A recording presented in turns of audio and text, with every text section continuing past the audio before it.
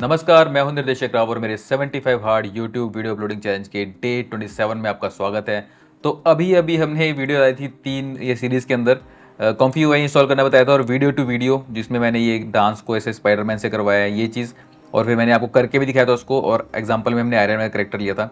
तो ये किसी एक वीडियो से सेम डांस आप किसी कैरेक्टर से करवा रहे हैं, ये चीज़ हमने की थी। अभी हमने ये किया ही है कि मार्केट में एक नई चीज़ आ चुकी है, वो आपको दिखाना चाहता हूँ, जिसका नाम है एनिमेट एनीवन एनीवन का।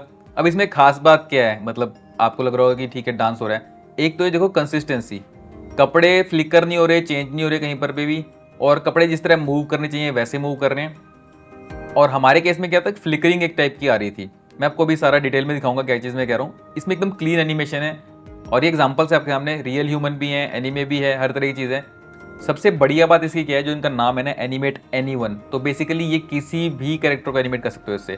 हमारे केस में क्या था, हम प्रॉम्प्ट के थ्रू आयरन मैन या स्पाइडरमैन तो बना रहे हैं, लेकिन अगर मुझे कोई पर्टिकुलर कैरेक्टर करना हो तो मुझे उसके लिए फेस वगैरह, जो जैसे मैंने आपको पहले दिखाया था एनिमेट डिफ के थ्रू आप कर सकते हैं, वो वाले प्रोसेस से आप ला सकते हैं। लेकिन उसमें भी कपड़े वगैरह चेंज होते रहते हैं बीच बीच में कई बार, इसमें कंसिस्टेंट रिजल्ट आते हैं। तो इसका हम प्रोसेस देखते हैं कैसे ये चीज़ है।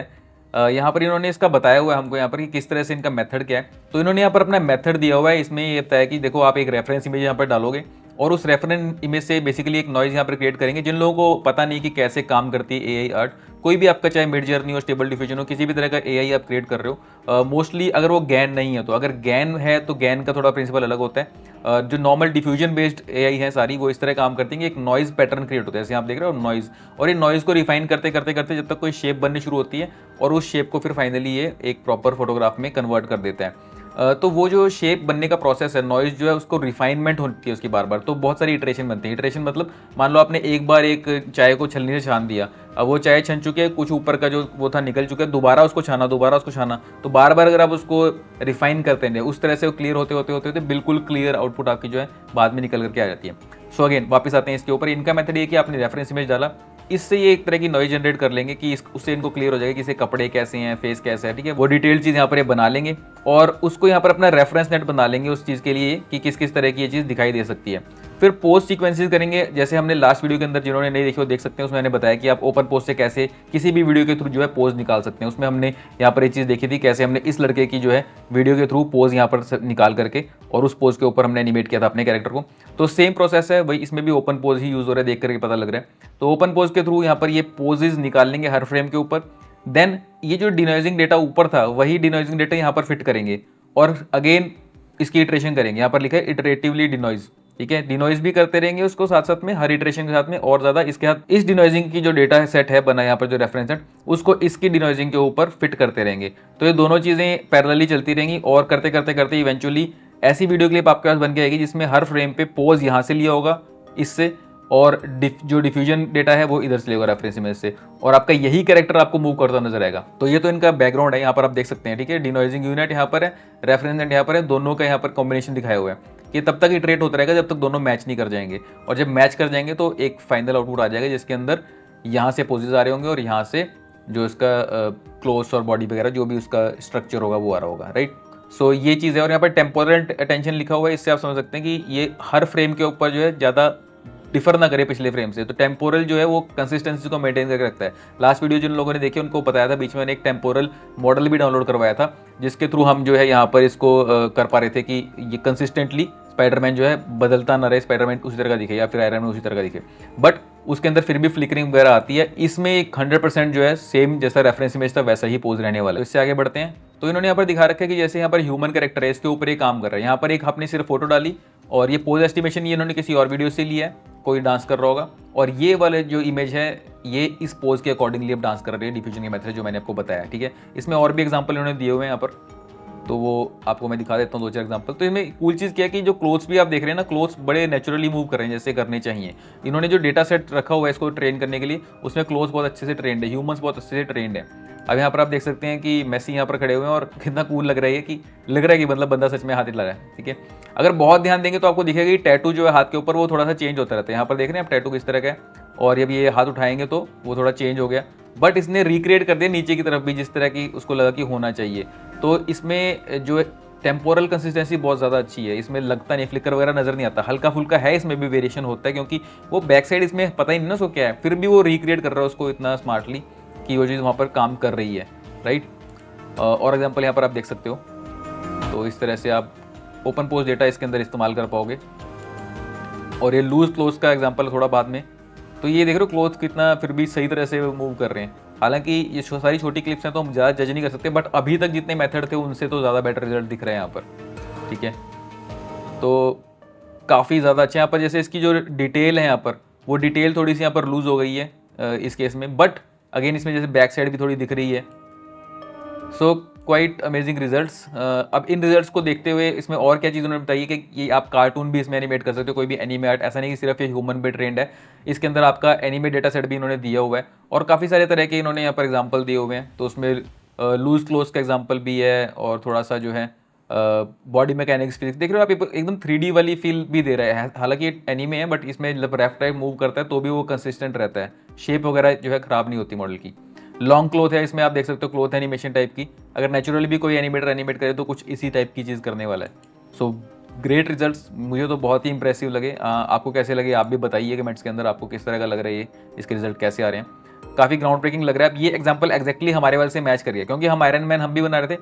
इसमें देख रहे हो आयरन मैन का जो सूट है वो कंसिस्टेंट है, कोई सूट के अंदर चेंजेस नहीं आ रहे, जैसा सूट इस इमेज में था वही सूट यहाँ नजर आ रहा है। हमारे केस में क्या हो रहा था कि अगर मैं इस वीडियो को प्ले करता हूँ, हम देख रहे हैं यहाँ पर चेस्ट के ऊपर डबल ये सर्कल है, यहाँ पर एक पैर के ऊपर थोड़ा येलो है और इधर रेड है। अब मैं इसे प्ले करता हूँ वीडियो को तो देखना इसके अंदर ये चेंज होता रहेगा। देख रहे हो ये बीच में सूट ही चेंज हो गया, अब वहाँ पे सेंटर में सिंगल आ गया, दो यहाँ पे राउंड आ गए हैं ना, और ये देखो अब यहाँ पे बीच में सर्कल आ गया है, एक सिंगल जैसा कैरेक्टर होता है, किसी और फ्रेम पे अब इधर दो हो गए। तो ये बेसिकली लग रहा है थोड़ा अच्छा, बट बार बार सूट के अंदर चेंजेस आ रहे हैं तो कंसिस्टेंट उतना नहीं है, टेम्पोरल कंसिस्टेंसी थोड़ी इसकी कम है, ठीक है। देखने में कूल लग रहा है बट अगेन सिर्फ आयरन मैन नहीं, पीछे का पूरा एनवायरनमेंट भी आप देखें तो सब कुछ बदलता जा रहा है। देखने में कूल लगना अलग चीज़ है और वैसे इसके अंदर चेंजेस जो आ रहे हैं वो बिल्कुल विजिबल है चेंजेस, ठीक है। इस केस में अगर आप देखेंगे तो जैसा सूट यहाँ पर है एग्जैक्टली वैसा ही सूट यहाँ पर नजर आ रहा है, कोई उसमें चेंज नहीं है, कोई फ्लिकरिंग वगैरह नजर नहीं आ रही, बहुत ही ज़्यादा अच्छा लग रहा है यहाँ पर ये। और ये एग्जाम्पल में मिक्सामो का कैरेक्टर भी इन्होंने दिखाया है, तो जो लोगों ने मिक्सामो का भी यूज़ किया उनको पता है, मतलब वहाँ पे डिफॉल्ट कैरेक्टर पड़ा होता है, उनकी वेबसाइट के ऊपर खोलते ही नजर आता है ये।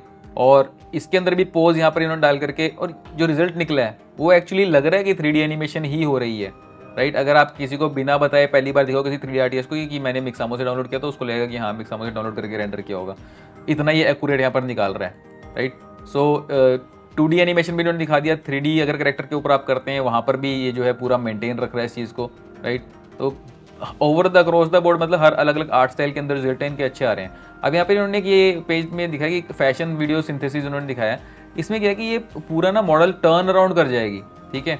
अब ये इनका मेथड ये वाला है, ये कंपैरिजन दिखाया कि पहले किसी और का ये ड्रीम पोज का ऐसा था, ठीक है, BDMM का ऐसा था। तो इसमें क्या है कि इनका तो मेथड में टर्न अराउंड करने पे इसको पता नहीं लगता कि पोज क्या हुआ है। जब ये घूमेगा ना ये वाला मॉडल, यहाँ पर जो आपका ओपन पोज, ये घूम गया, इधर ये घूम ही नहीं पाई, ये फ्रंट ही दिख रहा है इसका। बाकी जो है उनके केस में क्या हुआ, मैं इसको यहाँ पे पॉज ही कर देता हूँ एक्चुअली। अभी क्या है कि हम यहाँ पर थे, ये राउंड घूमे और घूमते हुए देखा तो इनके केस में तो मतलब फ्रंट ही दिख रहा है, इसको पता नहीं लगा कि बैक पोज आ चुका है। इनके केस में बैक पोज है बट ये पूरी पिक्सलेटेड सी इमेज है, इसकी क्वालिटी लो है, इसमें क्वालिटी भी मेंटेन्ड है और बैक पोज भी यहाँ पर इनका प्रॉपर आ गया, राइट। तो अब लास्ट वाले को ध्यान से देखना, मैं दोबारा प्ले करूंगा, ये देखो सुपर क्लीन रिजल्ट और सब इसने गैस कर दिया बैक साइड पे क्या था। तो बड़ी बड़ी ज़्यादा ग्राउंड ब्रेकिंग चीज़ है। ह्यूमन डांस जनरेशन, क्योंकि डांस मूवमेंट जो है कॉम्प्लेक्स होती है, बेसिक मूवमेंट तो सब हो जाती हैं।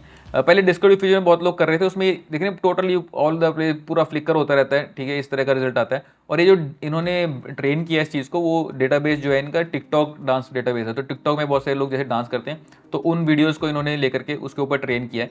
तो ड्राइविंग पोज यहाँ दिख रहा है आपको, ये पुराना डिस्को वाला मेथड था और ये इनका क्लीनर मेथड है जो नए वाला है, राइट। तो बहुत तेज़ी से एडवांसमेंट आ रही है ये के अंदर, देख लो यहाँ पर कैसे फ्लिकर हो रहा है और नए वाले मेथड में जो है कितना क्लीन यहाँ पर रिजल्ट नज़र आ रहा है। So amazing amazing amazing. अब कहने की बात क्या है कि अब मेन चीज़ कि इसको आप इस्तेमाल कर सकते हो, अभी नहीं कर सकते हो इसको इस्तेमाल, और उसका रीज़न क्या है, अभी ये एक पेपर है और पेपर जिन लोगों को पता होगा रिसर्च पेपर है बेसिकली, तो यहाँ पर आप पेपर पढ़ सकते हो कि इन्होंने किस तरह से इसको बनाया है, क्या इसकी साइंस है।